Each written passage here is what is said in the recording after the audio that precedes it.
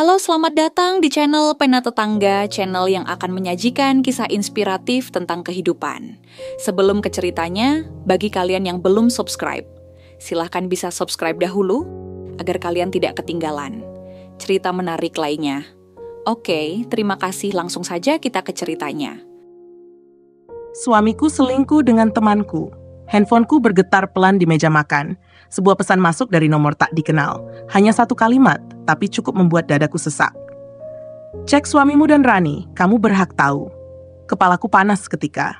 Rani, sahabat sejak kuliah, wanita yang kusebut saudara, yang kutangisi saat putus cinta, yang kutertawakan saat mabuk di pesta pernikahan kami. Awalnya aku berpikir ini hanya orang iseng, tapi perasaan tak enak makin mencekik. Aku coba membuka galeri suamiku saat ia sedang mandi. Jantungku berdetak cepat. Di folder tersembunyi, kulihat foto mereka, tersenyum, berdekatan, lebih dekat dari yang seharusnya. Ada satu video. Mereka berpelukan di mobil, di parkiran yang aku kenal baik, kantor Rani. Air mataku mengalir tanpa suara. Ini lebih menyakitkan dari yang pernah kubayangkan. Bukan hanya kehilangan cinta, tapi dikhianati dua orang yang paling kupercaya. Malam itu aku tak bicara. Aku hanya menatapnya saat ia makan malam, tertawa pada acara televisi, lalu tidur dengan damai, seakan dunia baik-baik saja. Pagi harinya aku menyiapkan sarapan seperti biasa, mencium pipinya sebelum berangkat kerja. Tapi aku tidak pergi ke kantor. Aku pergi ke kafe tempat Rani biasa nongkrong. Aku duduk menunggunya dengan segelas kopi yang tak kusentuh. Saat ia datang, matanya melebar. Aku tersenyum. "Kamu sibuk akhir-akhir ini ya?" tanyaku pelan. Dia gugup. "Iya, kerjaan lagi gila." Aku tertawa. "Kerjaan atau suamiku?" Ia terdiam, muka pucat, tangannya gemetar. Aku tak perlu jawaban, aku sudah tahu. Aku nggak tahu harus mulai dari mana, katanya lirih. "Aku juga nggak tahu harus mulai membencimu dari mana," balasku. Dia menangis, tapi aku tidak. Air mataku sudah habis. Yang tersisa hanya kehampaan. Sepulangnya, aku duduk bersama suamiku. Aku tak menjerit, tak melempar barang. Aku hanya menyerahkan amplop berisi foto dan flash disk. Dia membukanya dengan tangan gemetar. "Aku tahu," kataku pelan, dan aku selesai. Dia tak berkata apa-apa, tak ada alasan yang bisa mengobati pengkhianatan. Malam itu aku tidur di rumah mama. Di kamar lamaku dengan boneka berdebu dan kenangan masa kecil yang lebih jujur dari cinta yang kutinggalkan. Aku tak tahu bagaimana hidup setelah ini. Tapi aku tahu satu hal, aku pantas bahagia. Bukan sebagai istri yang dikhianati, tapi sebagai wanita yang memilih untuk tidak terus terluka. Seminggu berlalu sejak aku meninggalkan rumah itu. Rumah yang penuh dengan kenangan, tapi juga kebohongan. Suamiku beberapa kali menelepon, mengirim pesan, bahkan datang ke rumah mama. Tapi aku tak pernah membukakan pintu. Mama yang melakukannya, dan dia selalu berkata hal yang sama. "Anakku sedang menyembuhkan dirinya. Jangan ganggu dulu." Setiap malam aku memutar ulang semuanya di kepala. Dari caranya mulai berubah. Pulang lebih malam, sering memegang ponsel sambil senyum-senyum sendiri, sampai alasan-alasan yang dulu kuanggap wajar. Lembur, ada klien, ketemu teman lama. Sekarang semua itu seperti duri yang menancap pelan-pelan ke hatiku. Rani pun mencoba menghubungi, berkali-kali. Dia mengirim pesan panjang, meminta maaf, mengaku menyesal. Katanya, itu semua terjadi begitu saja. Katanya dia tak pernah berniat menyakitiku. Tapi bukankah perselingkuhan memang selalu penuh alasan dan pengingkaran? Aku tidak membalas. Bukan karena aku tidak punya kata-kata, tapi karena tak ada satupun kata yang cukup untuk menjelaskan luka ini. Luka karena dikhianati oleh dua orang yang seharusnya jadi rumahku. Hari Minggu, aku memberanikan diri berjalan ke taman dekat rumah. Duduk di bangku yang biasa aku datangi bersama suamiku dulu. Tapi kali ini aku datang sendiri. Aku melihat pasangan muda berjalan sambil tertawa. Seorang anak kecil mengejar balon merah. Dunia tetap berjalan, seolah tak peduli ada hati yang baru saja hancur. "Sendiri, Mbak?" tanya seorang perempuan parubaya yang duduk di bangku sebelah. Aku mengangguk. "Iya, Bu. Cuma mau cari udara segar." Dia tersenyum ramah. "Kadang sendiri itu lebih baik daripada ramai, tapi penuh pura-pura." Aku tersenyum kecil. Kata-katanya seperti menamparku pelan. Benar, aku lelah berpura-pura baik-baik saja. Lelah berpura-pura percaya, memaafkan, memahami, sementara hatiku sendiri dilukai. Malamnya, aku membuka laptop dan mulai menulis. Bukan tentang mereka, tapi tentang aku, tentang luka yang harus dipeluk, tentang perempuan yang bisa bangkit, meski sempat jatuh sedalam-dalamnya. Beberapa bulan kemudian, aku menyewa apartemen kecil. Bukan karena aku tak punya pilihan, tapi karena aku ingin memulai dari nol. Tanpa kenangan, tanpa sisa-sisa luka di dinding atau lemari pakaian. Satu malam saat sedang merapikan buku, aku menemukan kartu ulang tahun dari Rani bertahun-tahun lalu. Kamu itu rumah, dan aku akan selalu pulang ke kamu. Aku menatap tulisan itu lama, lalu merobeknya perlahan lembar demi lembar hingga jadi serpihan kecil. Aku tidak marah lagi. Aku hanya sudah selesai. Suamiku kirim pesan terakhir. Aku paham kalau kamu nggak bisa maafin aku, tapi aku masih cinta kamu, dan aku akan tunggu kalau kamu berubah pikiran. Aku hanya membalas satu kalimat. Yang kamu cintai mungkin kenangan tentang aku, bukan aku yang sekarang tahu rasanya dikhianati. Tidak semua cerita cinta berakhir dengan pelukan. Beberapa berakhir dengan luka, dan dari luka itu lahir kekuatan. Dan itu cukup untuk membuatku melangkah lagi tanpa beban, tanpa dia, dan tanpa rasa takut untuk sendiri. Satu malam saat hujan turun deras, pintu apartemenku diketuk keras-keras. Aku mengintip lewat lubang kecil, dan tubuhku seketika menegang. Suamiku, basah kuyup, berdiri dengan wajah yang lebih tirus dari terakhir kali kulihat. Matanya merah. Di tangannya sekotak kecil berbalut plastik kresek. Aku tidak membuka pintu, tapi aku membiarkannya berbicara dari balik kayu dingin itu. Maaf, aku ganggu. Aku tahu kamu gak mau lihat aku lagi. Katanya dengan suara yang nyaris tenggelam dalam suara hujan. Aku bawa semua surat yang belum sempat kamu baca. Yang kamu tolak. Aku nulis tiap malam. Kamu gak harus baca sekarang. Aku cuma pengen kamu tahu aku masih di sini. Tak ada jawaban dariku. Tapi aku membuka pintu beberapa sentimeter, cukup untuk mengambil kotak itu dari tangannya. Lalu kututup kembali. Malam itu aku menatap kotak itu lama. Kupikir aku tak akan pernah peduli lagi, tapi rasa penasaran membawaku membuka satu surat. Isinya panjang, tentang bagaimana ia kehilangan dirinya sendiri. Bagaimana hubungannya dengan Rani hanya pelarian dari tekanan dan kehampaan yang bahkan tidak ia pahami. Ia tidak menyalahkanku, tapi juga tidak sepenuhnya menanggung semuanya. Ada nada putus asa dalam tulisannya, tapi bukan tentang kehilangan aku, tentang kehilangan dirinya sendiri. Aku tutup surat itu. Aku tidak menangis, tapi jantungku berdetak lebih cepat dari biasanya. Esok paginya, aku mendapat pesan dari nomor tak dikenal. Lagi, tapi kali ini bukan pesan ancaman, ini video. Aku hampir mengabaikannya, tapi sesuatu membuatku menekan tombol play. Rekaman mengenali lokasi itu, sebuah hotel di pusat kota. Dalam rekaman itu terlihat suamiku sedang memukul seorang pria. Kamera bergoyang. Lalu muncul Rani, wajah panik. Dan pria itu, pria asing dengan wajah penuh darah. Beberapa detik kemudian, rekaman berhenti. Disusul teks singkat. Kamu pikir suamimu selingkuh? Dia dijebak sama Rani. Dan ini baru permulaan. Tubuhku membeku. Aku hubungi nomor itu, tak aktif. Kepalaku penuh tanya. Kalau benar dia dijebak, kenapa dia tidak membela diri sejak awal? Kenapa dia mengakui semuanya? Dan siapa pria dalam rekaman itu? Aku merasa sedang masuk ke lubang yang lebih dalam dari yang kupikir. Dan mungkin cinta yang kukira sudah mati justru baru akan diuji. Karena terkadang kebenaran bukan hanya tentang siapa yang bersalah, tapi juga siapa yang sanggup bertahan saat semuanya jadi abu-abu. Aku duduk di lantai, masih memegang ponsel yang kini mati. Video itu terus berputar di kepalaku. Rani panik memegang lengan pria yang wajahnya babak belur. Dan suamiku atau mantan suamiku, entahlah, berdiri seperti seseorang yang kehilangan kendali. Tapi bukan karena cinta, lebih seperti amarah, dendam. Kebenaran? Keesokan harinya, aku pergi ke kantor notaris untuk mengecek dokumen perceraian yang sempat kuurus beberapa minggu lalu. Belum kutandatangani. Masih utuh di laci, menungguku membuat keputusan. Pulangnya, aku memutuskan untuk menemui seseorang. Bukan suamiku, tapi Rani. Dia tinggal di sebuah apartemen yang cukup mewah, hasil kerja di perusahaan konsultan yang dulu sering ia banggakan. Aku tak membuat janji. Aku hanya muncul mengetuk pintunya dengan ketenangan yang bahkan mengejutkanku sendiri. Wajahnya pucat saat melihatku. Kita perlu bicara, kataku datar. Dia membiarkanku masuk.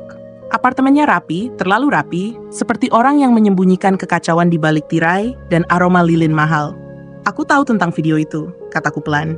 Rani menarik napas tajam. Kamu nggak ngerti. Buat aku ngerti, potongku. Bilang Rani, siapa pria itu? Apa yang sebenarnya kamu lakukan? Dia gemetar.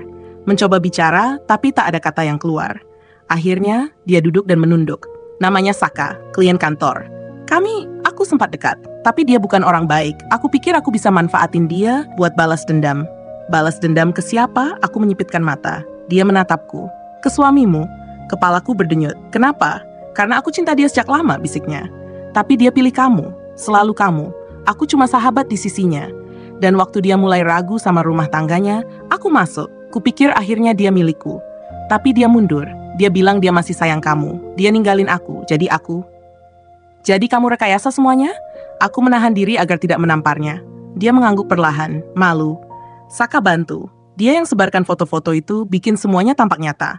Tapi suamimu tahu, dia nyari kami. Dia ngamuk. Tapi bukan karena ketahuan selingkuh. Karena dia dijebak. Karena kamu disakiti. Tapi kamu udah terlalu percaya apa yang kamu lihat. Aku berdiri. Kakiku lemas, tapi aku memaksakan diri. Kamu hancurkan 2 hidup karena kamu gak bisa diterima sebagai pilihan kedua? Bukan, Nia. Aku cuma capek jadi bayanganmu. Selalu kamu yang dicintai. Aku menatapnya lama, lalu pergi. Aku tidak tahu siapa yang lebih menyakitkan, Rani yang menusuk dari belakang, atau aku sendiri karena terlalu cepat mempercayai luka. Tapi saat aku tiba di depan pintu apartemenku, aku tahu satu hal. Aku belum selesai. Dengan diriku sendiri. Dengan dia. Malam itu aku mengetik pesan. Kita perlu bicara. Aku siap dengar kebenarannya. Tak butuh waktu lama, ia membalas. Besok, taman tempat kita pertama kali bertemu. Jam 10, aku akan di sana. Entah kamu datang atau tidak. Aku tetap akan menunggu. Dan untuk pertama kalinya dalam waktu yang lama, aku merasa ingin tahu apa yang sebenarnya masih tersisa di antara kami. Cinta, amarah, atau justru sebuah akhir yang layak diberi kesempatan kedua. Pagi harinya, aku berdiri di depan cermin cukup lama. Bukan untuk memastikan riasanku sempurna, tapi untuk menenangkan degup jantung yang kacau. Aku bahkan tak tahu kenapa gugup. Ini hanya pertemuan. Dengan lelaki yang pernah kupanggil suami. Dengan cinta yang sempat kubunuh, lalu hidup lagi dalam bentuk yang tak kupahami. Tepat pukul 10, aku sampai di taman. Dia sudah di sana. Duduk di bangku yang sama, memakai jaket abu-abu yang dulu selalu kuprotes karena kebesaran dan bikin dia kelihatan kayak anak SMA. Tapi sekarang, entah kenapa, terlihat familiar, menenangkan. Dia berdiri saat melihatku. Wajahnya penuh gugup dan lega bersamaan. Kami saling diam beberapa detik, lalu duduk. Aku nggak tahu harus mulai dari mana, katanya sambil memainkan cincin kawin yang masih ia pakai. Aku bahkan sudah melepas milikku berminggu-minggu lalu. Mulai dari kenapa kamu nggak cerita semua dari awal, tanyaku. Dia menarik napas panjang, karena kamu udah mutusin untuk pergi. Dan aku pikir aku pantas disalahin. Aku memang sempat bimbang waktu itu, tapi nggak pernah benar-benar selingkuh, Nia. Sama sekali. Rani, dia mainkan semuanya. Dan aku bodoh karena terlambat sadar. Aku menatapnya. Kamu sempat bimbang tapi nggak selingkuh, jadi kamu pikir aku akan ngerti? Aku nggak minta dimengerti. Aku cuma mau kamu tahu kebenarannya. Dia menatapku, penuh luka dan harap. Waktu kamu pergi, aku ngerasa kosong, tapi aku pikir itu pantas. Sampai aku dapat pesan dari Saka. Dia kirim video, ngancam. Bilang kamu akan terluka kalau aku buka mulut. Dan Rani, dia ikut main. Aku tercekat. Mereka ancam kamu? Dia mengangguk. Bukan cuma aku, kamu juga. Dia kirim foto kamu di jalan, ngikutin kamu ke minimarket, apartemen, bahkan ke rumah mama. Aku takut, Nia. Aku nggak tahu mereka mau apa, tapi aku tahu kamu harus aman. Jadi aku diam, tiba-tiba semuanya terasa kabur. Emosi, takut, bingung, dendam. Tapi kenapa mu nggak lapor polisi? Tanyaku gemetar. Aku coba, tapi nggak cukup bukti. CCTV hotel itu disabotas, hanya potongan. Dan waktu aku nyari Saka, dia udah hilang. Dia bukan klien biasa, Nia. Dia kayak bayangan, gak jelas asal-usulnya. Aku menatapnya lekat-lekat. Aku tahu wajah ini, tulusnya, dustanya, tangis dan tawanya. Dan sekarang, semua yang ku tahu tentangnya runtuh dan lahir ulang dengan rasa asing. Apa kamu masih sayang aku? Tanyaku, hampir tak terdengar. Dia menunduk, lalu mengangguk. Setiap hari, aku lalu berdiri. Kalau gitu, bantu aku. Dia mengerutkan dahi. Bantu apa? Kita cari Saka. Kita bongkar ini semua. Aku nggak mau hidup dengan tanya. Aku mau kebenaran, bukan cuma dari mulutmu, tapi dari mereka, dari semuanya. Dia menatapku dan kali ini bukan sebagai lelaki yang mencoba mempertahankan cinta, tapi sebagai sekutu. Dalam pertempuran yang lebih besar dari sekadar pengkhianatan. Dan begitulah. Cerita kami tidak selesai di pengkhianatan atau tangis di taman. Cerita kami berubah arah. Menjadi kisah 2 orang, pernah saling mencintai, pernah saling melukai, yang sekarang bersatu bukan untuk jatuh cinta lagi, tapi untuk mencari kebenaran, dan mungkin untuk membalas.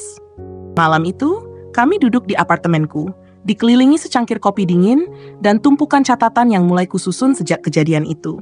Aku tidak tahu kenapa aku pernah berpikir semua ini akan selesai dengan air mata dan pisah jalan.